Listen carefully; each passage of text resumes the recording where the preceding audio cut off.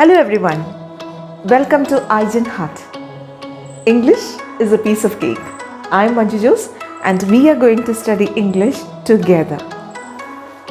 കഴിഞ്ഞ എപ്പിസോഡിൽ letter to the editor നമ്മൾ ചെയ്തു. അതിന് മുന്നേ നമ്മൾ ഫോർമൽ ലെറ്ററിൻ്റെ കോമൺ ഫോമാറ്റും ചെയ്തിട്ടുണ്ടായിരുന്നു. അത് രണ്ടും നിങ്ങൾ കണ്ടിട്ടില്ലെങ്കിൽ ഡിസ്ക്രിപ്ഷൻ ബോക്സിൽ അതിൻ്റെ ലിങ്ക് കൊടുത്തിട്ടുണ്ടാകും. ഓക്കെ, സോ ഇന്ന് നമ്മൾ കാണാൻ പോകുന്നത് letter of complaint. Complaint letter എഴുതേണ്ടത് എങ്ങനെയെന്നാണ്. കംപ്ലയിൻറ്റ് ലെറ്റർ എഴുതുന്നതിന് വേണ്ടിയിട്ടാണ് ഒരു പ്രോഡക്റ്റോ അല്ലെങ്കിൽ ഒരു സർവീസോ, നമ്മൾക്ക് കിട്ടിയ പ്രോഡക്റ്റോ അല്ലെങ്കിൽ നമ്മൾ വാങ്ങിയ പ്രോഡക്റ്റോ നമ്മൾക്ക് കിട്ടിയ സർവീസിനോ എന്തെങ്കിലും നമുക്ക് തൃപ്തികരമല്ലാത്ത എന്തോ സംഭവിച്ചു, എന്തോ ഉണ്ട്, അത് നമ്മൾ അറിയിക്കേണ്ട കൺസേൺ പേഴ്സണിനെ അറിയിക്കാൻ വേണ്ടി എഴുതുന്നതാണ്. ഒരു റിട്ടൺ ആയിട്ട് എഴുതുന്ന ഒരു ഇൻറ്റിമേഷനാണ് complaint letter. Okay, so for example പറയുവാണെങ്കിൽ, ഞാനൊരു വാഷിംഗ് മെഷീൻ വാങ്ങി. വാഷിംഗ് മെഷീൻ ഒരാഴ്ച നന്നായിട്ട് വർക്ക് ചെയ്തു. ഈ ഒരാഴ്ചയ്ക്ക് ശേഷം ഈ വാഷിംഗ് മെഷീൻ വർക്ക് ചെയ്യുന്നില്ല. അപ്പോൾ ഇതിന് ഒരു കംപ്ലയിൻറ്റ് ലെറ്റർ ഞാൻ എഴുതി അവർക്ക് കൊടുക്കുവാണ്. സോ എങ്ങനെ എന്ത് പറഞ്ഞിട്ടാണ് ആ ലെറ്റർ എഴുതേണ്ടതെന്നാണ് നമ്മളിപ്പോൾ കാണാൻ പോകുന്നത്. ഓക്കെ, സോ ആസ് യൂഷ്വൽ എന്തായിരിക്കും നമ്മൾക്ക് തുടക്കത്തിൽ വേണ്ടത്? ദ ടോപ്പ് ലെഫ്റ്റ് ഹാൻഡ് കോർണറിൽ നമ്മൾ എഴുതുന്നു senders address without name or designation. Okay, just below that we have to write the date. Date രണ്ട് തരത്തിൽ എഴുതാം. എങ്ങനെയെല്ലാമാണ്? December 2020 or December 12th 2020 ഏതാണെങ്കിലും കറക്റ്റാണ്. Okay, just below that we have to write receiver's address with name and designation. Okay, അത് കഴിഞ്ഞ് നമ്മൾ എഴുതുന്നു dear sir or ma'am, salutation ആണ്. just below the salutation we have to write the subject. Subject നമ്മൾ തുടങ്ങേണ്ടത് complaint against എന്ന് പറഞ്ഞിട്ടാണ്. Complaint against എന്താണ്, അതാണ് നമ്മളവിടെ മെൻഷൻ ചെയ്യേണ്ടത്. 3 പാരഗ്രാഫ്സ് ആണ് ഒരു ലെറ്ററിന്, ഫോർമൽ ലെറ്ററിന് ഐഡിയൽ ആയിട്ടുള്ളത് എന്ന് പറഞ്ഞിട്ടുണ്ടായിരുന്നു, ഓർക്കുന്നുണ്ടോ? ഓക്കെ, സോ ഈ ഫസ്റ്റ് പാരഗ്രാഫ് എഴുതാൻ വേണ്ടിയിട്ട് എന്താണ് നമ്മൾ എഴുതേണ്ടത്? എന്ത് പ്രോഡക്റ്റാണ് അല്ലെങ്കിൽ എന്ത് സർവീസാണ് അല്ലെങ്കിൽ what condition we want to notify the person എന്നുള്ളതാണ് നമ്മൾ ഈ ഫസ്റ്റ് പാരഗ്രാഫിൽ എഴുതുന്നത്. ഇപ്പം ഞാൻ ആദ്യം പറഞ്ഞു, ഞാൻ വാഷിംഗ് മെഷീൻ വാങ്ങി.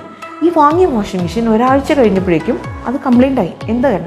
ഒന്നെങ്കിൽ അതിൻ്റെ പവർ ആ വാഷിംഗ് മെഷീനിലേക്ക് എത്തുന്നില്ലായിരിക്കും, സ്വിച്ച് ഇടുമ്പോഴും പവർ അങ്ങോട്ട് എത്തുന്നില്ലാത്തതായിരിക്കാം ഒന്നാമത്തെ കംപ്ലയിൻറ്റ്, അറിയില്ല. ഇനി അതല്ല, വേൾ ചെയ്യുന്നില്ല, അത് നന്നായിട്ട് അത് കറങ്ങുന്നില്ല, അതായിരിക്കാം. അല്ലെങ്കിൽ വാട്ടർ ഡ്രെയിൻ ഔട്ട് ആവുന്നില്ല, എന്തെങ്കിലും ഒരു കംപ്ലയിൻ്റ് ആയിരിക്കാം. ഓക്കെ, സോ ഈ എന്താണ് കംപ്ലയിൻറ്റ് എന്നുള്ളതാണ് നമ്മൾ പറയാൻ പോകുന്നത്. അതിന് മുന്നേ ഈ വാഷിംഗ് മെഷീൻ നമ്മൾ അവരുടെ അടുത്ത് നിന്ന് വാങ്ങി എന്നുള്ള ആ ഒരു കാര്യമായിരിക്കും നമ്മൾ ഈ ഫസ്റ്റ് പാരഗ്രാഫിൽ ആദ്യം മെൻഷൻ ചെയ്യാൻ പോകുന്ന കാര്യം. So in the first paragraph we have to write like what is the service or product or condition that you want to notify. For example ഇപ്പോൾ നമ്മൾ വാഷിംഗ് മെഷീൻ്റെ കാര്യം പറഞ്ഞല്ലോ, അതാണെങ്കിൽ എങ്ങനെ എഴുതും നോക്കാം. So this is to intimate to you that I have purchased a washing machine from your showroom അല്ലെങ്കിൽ from your company. Model number ഏതാണ് മോഡൽ അത് പറയുന്നു, bill number so and so, dated so and so. ഇത് നമ്മൾ first പാരഗ്രാഫിൽ നമ്മൾ പറയുന്നു, ഇന്ന ദിവസം ഇന്ന മോഡൽ വാഷിംഗ് മെഷീൻ നിങ്ങളുടെ കമ്പനിയിൽ നിന്ന് ഞാൻ വാങ്ങി. ഫസ്റ്റ് ലൈൻ അതാണ്. ഓക്കെ, സെക്കൻഡ് ലൈൻ അല്ലെങ്കിൽ സെക്കൻഡ് പാരഗ്രാഫായിട്ട് എഴുതുവാണ്, I am so sorry to bring to your kind notice that. എന്താണ്? വാഷിംഗ് മെഷീൻ ഇന്ന പോലെ after 1 week it is not working. അതല്ലെങ്കിൽ എഴുതാം, I regret to inform you that. Okay, next വീണ്ടും എഴുതണം, I regret to inform you that the washing machine is not working. ഇനി അതല്ലെങ്കിൽ മറ്റൊരു സെൻറ്റൻസ് എന്ന് പറഞ്ഞാൽ, to my utter disappointment that the washing machine is not working. Okay, to my utter disappointment എന്ന് എഴുതാം. Third ഇതാണ്, washing machine is not working. ഇനി ഏതെങ്കിലും ഒരു ഫ്രേസ് യൂസ് ചെയ്തുകൊണ്ട് നമുക്ക് ഈ സെൻറ്റൻസ് സ്റ്റാർട്ട് ചെയ്യും. എന്നിട്ട് നമ്മൾ എഴുതുന്നു എന്താണ് ഇതിൻ്റെ പ്രോബ്ലം എന്ന്. ഈ സെക്കൻഡ് പാരഗ്രാഫിൽ നമ്മൾ ഇതിനെക്കുറിച്ച് വ്യക്തമായിട്ട് എഴുതുന്നു. ഫസ്റ്റ് പാരഗ്രാഫിൽ 1-2 ലൈനേ വരുന്നുള്ളൂ. സെക്കൻഡ് പാരഗ്രാഫിൽ മെയിൻ കോസ് കാണിക്കുന്നു, എന്തൊക്കെയാണ് അതിൻ്റെ കുഴപ്പങ്ങളെല്ലാം നമ്മൾ സെക്കൻഡ് പാരഗ്രാഫിലാണ് പറയുന്നത്. Again in to the third paragraph. ഇപ്പോൾ ഇനി ഇൻ കേസ് ഇപ്പോൾ ഇത് വാഷിംഗ് മെഷീൻ അല്ല, ഒരു സർവീസാണ്. ഈ വാഷിംഗ് മെഷീൻ്റെ കേസ് അല്ലെങ്കിൽ നദർ വൺ പറയുവാണെങ്കിൽ, ഞാനൊരു ഹോട്ടലിൽ റൂം എടുത്തു, പക്ഷേ അവിടുത്തെ സർവീസ് ഒന്നും നല്ലതായിരുന്നില്ല, എനിക്ക് ആവശ്യപ്പെട്ടതുപോലെയുള്ള സർവീസ് അവിടെ നിന്ന് കിട്ടിയില്ല.